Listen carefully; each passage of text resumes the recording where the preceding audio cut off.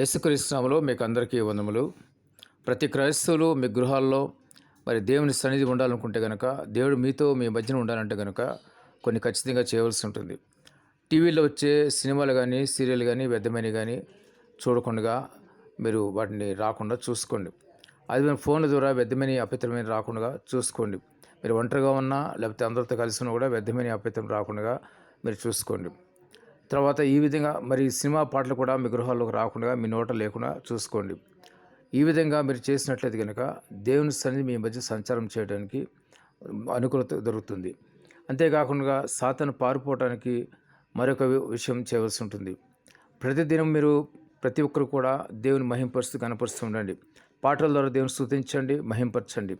తర్వాత వాక్యం ద్వారా మరి వాక్యం ధ్యానం చేయడంలో ఆ విధంగా సైతానికి వాడికి వణుకు పుడుతుంది.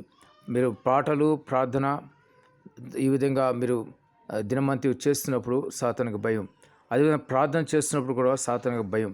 ఈ మూడు విషయాలు మూడు పాటిస్తే కనుక మరి తంత్రశక్తి ఉన్నా, మంత్రశక్తి ఉన్నా వాటికి వణుకు పుడుతుంది, భయం పుడుతుంది. అవి మీ గృహాల నుంచి, మీ కుటుంబం నుంచి పారిపోతాయి. ప్రతి ఒక్కరు ఆ విధంగా చేస్తుండండి. మీ గృహంలో దేవుని యొక్క నివాసం ఉంటుంది, దేవుని సన్నిధి ఉంటుంది. మీరు మీ ఇంటికి ఎవరైనా వచ్చినా కూడా ఇక్కడ దేవుని సన్నిధి ఉందని చెప్పి వెళ్ళగలుగుతారు.